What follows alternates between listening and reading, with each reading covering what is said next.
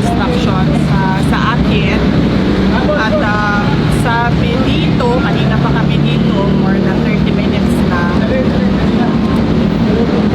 si General Marbil daw ang in charge ng William Moore Military Air Base. But you're the second highest official dito sa ating bansa. Pero parang pamumulitika po ito. Alright, oo. Very much pamumulitika ito. Kahit ang ibang bansa, nagsalita na, diba? At saka, saan ka ba naman nakahanap ng military airbase na chief PNP ang in charge? At siya ang nagsasabi kung sino ang pwedeng pumasok at hindi pumasok. Kausap namin yung aming ICC lawyer and sinabi niya this has never happened before at sinabi niya na it's craziness. Inaasahan po na masasalita ngayon si BBM sa publiko. Ano inaasahan na mga paliwanag or ano pa bang aasipag?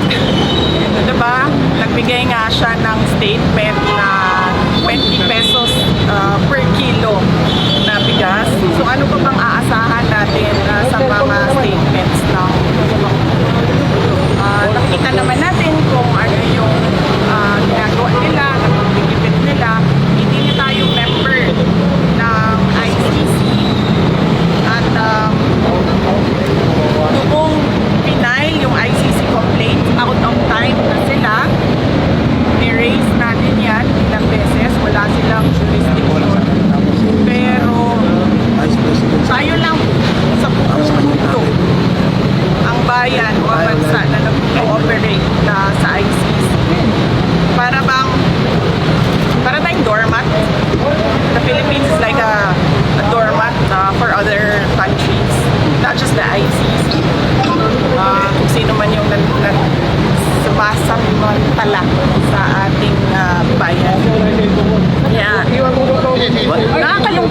Nakakalungkot dahil saan ka ba nakahanap ng bayan na yung kanyang citizen mismo inibigay niya sa dayo. Nakakahiya bilang isang What were your involvement of ano po sa pag-remember bago sa umakyat at nagkausap kami kanina pero medyo choppy kasi yung signal doon sa loob kasi ginajam yung signal. Naintindihan ko lang naman sa kanya, sabi niya na wala tayong magagawa. Parang the way I say it, sabi niya, it's, that's life, kaya sera-sera. But then I told him na some instructions on what to say and what to do. Pero sa totoo lang, dapat hindi talaga yan umalis ng bansa si President, former President. Pag umalis po, susunod po ba kayo? Yes, meron na pong arrangements kasi kailangan po kausapin yung mga abogado doon kung saan man siya dalhin.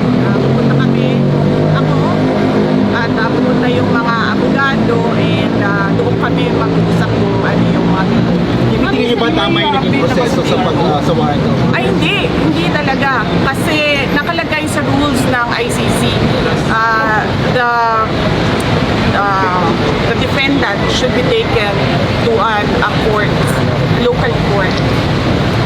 Dapat dinala siya sa korte. At yung proseso natin dito sa loob, yun yung masusunod para sa pagiging ng Hindi kailangan magpapatawag ng people power.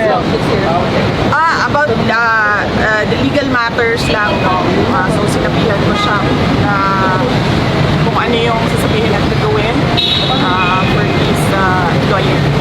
Hindi, ano pong plano niyo? Bakit po kayo nagpunta dito? Gusto niyo po ba sana makausap po? And then sinabihan ko din siya na huwag tumanggap ng pagkain sa tubig kahit kanino. I understand nag-prepare sila ng bubag. Nag-usap kami kanina doon sa assistant handa ng bubag. Hindi kayo pinapasok? Ano pong plano niyo dito? Nag-aantay ako. Papasukin nila dahil gusto ko makausap personal. Mahirap kasi sa video call kasi choppy. Ginajam nila yung signal. Kailangan ko siya kausapin. Ma'am, Duterte kami ma'am, kahit anong mangyari, hindi namin siya iiwanan. Kahit anong mangyari, hindi namin siya iiwanan. Salamat. Bibi Sara sabi nga 30 Sara, Raul Langino, nagranta daw yung PRO and update. Wala po akong update sa nangyari na Supreme Order ng Supreme Court. But as I said, lahat ng mga tao dyan sa loob ng base at dyan sa airport, ang ginagawa nila.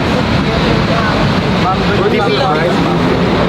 Hindi tumanggit ang Muslim. Were you surprised by this scenario? Or is it something that you expected? Oh, the moment that I was still in the cabinet when the suspension, and the moment that I talked to the Justice Secretary, and then I noticed that he had very vague answers. We already started to prepare, but I have a different set of lawyers than President Duterte, so we have a book about what to do and all the research materials about ICC. So that is what we did, and then we shared our drafted petition.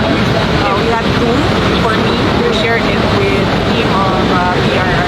VP, I know this may be a sensitive question, but have you reached out to the President regarding the matter? No, Why not? because the way that they are doing it right now, there's no talking to the president.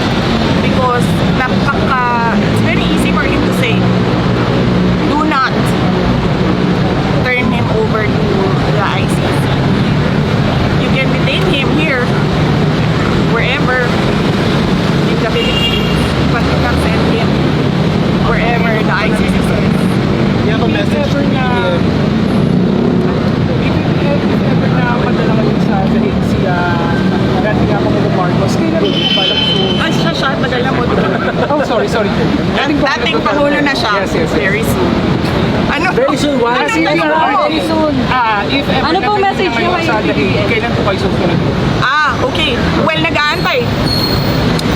And then, immediately, pag pinilit nila kung ano yung gusto nila at hindi yung tama, susunod ako. Kasi kailangan ko kausapin yung mga abogado. Ma'am, Bakit personal na po? Ha? Sa tingin niyo po ba nagiging personal na po?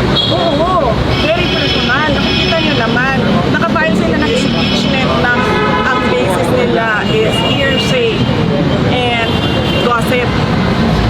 So, it's very personal. At sabi nga, ng lahat ng question sa ginagawa ng administrasyon ngayon, this is a diversion from the failures to deliver good governance and decent public service Message na to po the Filipinos. Message po kay BBM. Wala akong message sa kanya. I don't think that there's talking to a person who will allow a citizen to be turned over to foreigners. Can you confirm hindi ba kayo pumasok or naging against you? Hindi kami pinayagan. Ilang beses na kami na paulit. So, hindi kami pinayagan. Isang bilang simpleng mamamayan, ano yung pwede namin magawa para Accountability, transparency and accountability from the government.